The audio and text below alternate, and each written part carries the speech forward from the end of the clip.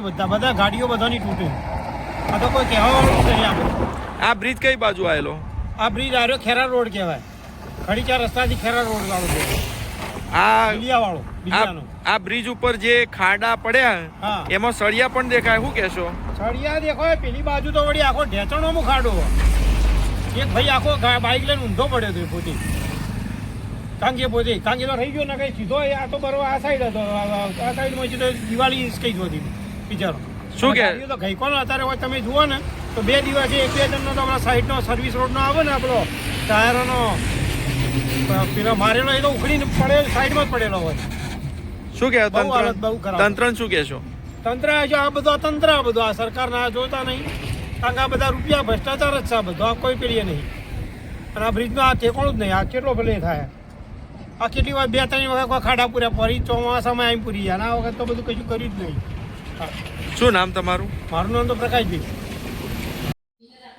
ખડીચા રસ્તાથી ખેરાલુ તરફ જતા જે ઓવરબ્રિજ આવેલો છે તે ઘણા સમયથી બ્રિજ ઉપર ખાડા પડી ગયા છે, પરંતુ તંત્રને જાણે કોઈ આ વાત ધ્યાનમાં ના હોય તેવી પરિસ્થિતિ ઊભી થઈ છે. તમે જોઈ શકો છો કે જે બ્રિજ ઉપર ખાડા છે એ ખાડાના કારણે નાના વાહન ચાલકોને અકસ્માતો સર્જાય છે. સળિયા દેખાય છે, પરંતુ સરકારને તંત્રને આ સળિયા કેમ નથી દેખાતા એ મહત્ત્વની વાત છે. છેલ્લા ઘણા સમયથી આ બાબતે ઘણા બધા લોકોએ જાણ કરી છે, પરંતુ હજુ સુધી આ બાબતે ધ્યાન દોરવામાં આવ્યું નથી. તંત્રનું પેટનું પાણી પણ હલતું નથી.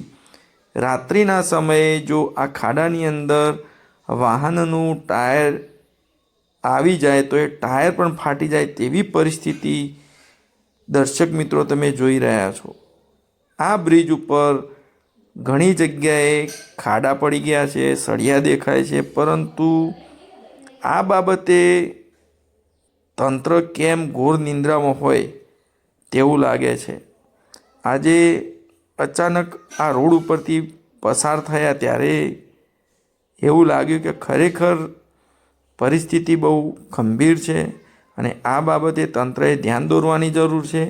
આમાં નિર્દોષ લોકોના જીવ જઈ શકે છે. જો આ ખાડાની અંદર ટાયર પડે તો ટાયર ફાટી શકે છે અને સામે આવતા વાહન કે ડિવાઈડર ઉપર અથડાઈને અકસ્માત થઈ શકે છે અને અકસ્માત થવાથી નિર્દોષ લોકોના જીવ પણ જઈ શકે છે અને ગંભીર ઇજાઓ પણ થઈ શકે છે. આ બાબતે સત્વરે આરએમબી વિભાગને ધ્યાન દોરવાની જરૂર છે. તમે જોઈ શકો છો ખુલ્લા સળિયા દેખાઈ રહ્યા છે. આની અંદર જો ટાયર ફસાય તો શું પરિસ્થિતિ ઊભી થાય મિત્રો તમે જાણી શકો છો.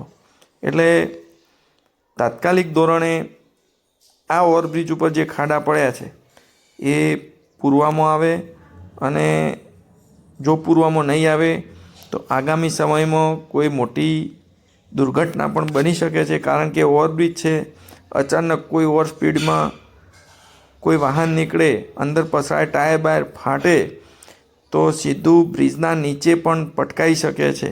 આવી પરિસ્થિતિ ઊભી થઈ છે. એટલે તંત્રને શું કામગીરી કરી એ બાબતે હજુ કોઈ પણ ખુલાસા થયા નથી અને સરકાર તો ફક્ત વિકાસની વાતો કરે છે. સરકાર ફક્ત વિકાસ એટલે શું? તો જો વિકાસ જોવો હોય તો આવા બ્રિજો ઉપર જવું જોઈએ અને ત્યાં જઈ અને જોઈ શકાય છે કે વિકાસ કઈ પ્રકારનો થયો છે અને આ વિકાસ કરવાની અંદર ભ્રષ્ટાચાર કેટલો થયો છે એ તમે ખડીચા રસ્તાથી ખેરાલુ ઓવરબ્રિજ ઉપર જશો તો વિકાસ પણ દેખાશે